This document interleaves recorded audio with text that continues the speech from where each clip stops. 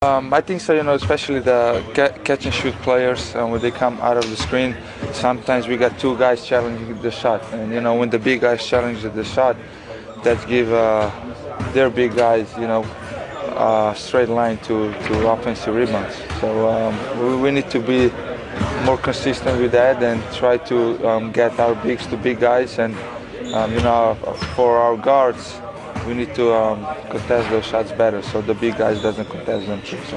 Spo said that this last game for Hassan that he was happy with the way he played, the aggressiveness on defense and that stuff. I know it's kind of hard for him in this series since the way they're playing offensively. How do you guys try to keep him encouraged and engaged in the series when they're doing what they're doing on their end?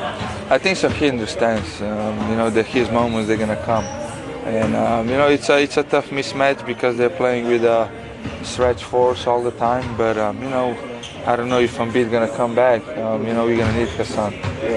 We know what he's capable of doing, so I think so. His head is at the right place. He's talking to us. He looks, involved and everything. So I think so. He's gonna be ready. Do you need to get him involved more on offense? You think? He's only had six shots so far. It seems like not too many opportunities. Yeah, I think so. We have to, but it's kind of a tough because they play similar than Charlotte. Everybody's inside the paint. They want, and it's really tough to get those clean looks for him, especially alley-oops, and they usually he gets or pocket passes. So, but definitely, we want to make sure that he gets more balls and try to get him involved. How impressive has JJ been these first two games, defending the primary defender on Ben, and then offensively put up? Yeah, really. I mean, really impressive. He's. I mean, for me, it's nothing surprising. We know what he's capable of. He was doing that last season, this season, and he's a two-way player. He can guard multiple positions. He's a great ball handling, great passer. So nothing surprised me. Spo keeps calling him the heart and soul of his team. Why do you think that is? Why do I guess you guys follow him? Because he's a warrior. He's always gonna. He doesn't use excuses.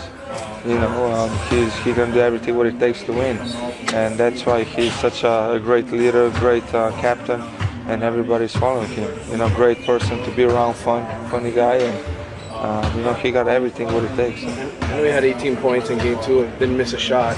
I asked him after game 1 because he had 13 points at halftime. He took 2 shots in the second half. I said, why don't you stay that aggressive? And he said, I got to get my teammates involved. Do you at all ever go to JJ and say, look? No, we do. We do, especially when we know that they're switching with position 4s and 1s, and we play pick and roll. Usually that pocket pass is open, and when we hit him on the pocket pass, we want him to be aggressive because with his ability to lay it up or dunk it over the guy, it's kind of kills the momentum for the opposing team. And usually sometimes he wants to pass to the corner, to the shooters, and that happens basically today in practice. Right, yeah. So everybody was on him. No, we want you to be aggressive. So it's a constant thing. You guys have kind of been doing this all year long. Yeah. And as far as the guys that cover you league-wide, I know Covington is he's one of the best defenders in the league. Is he up there for you personally? Do you feel that's one of your toughest defensive challenges in the league? I mean, I don't know. It's not. I had good numbers against Phil in regular season. Right. He just, like I said, I got my looks that I wanted. The ball didn't want to go in.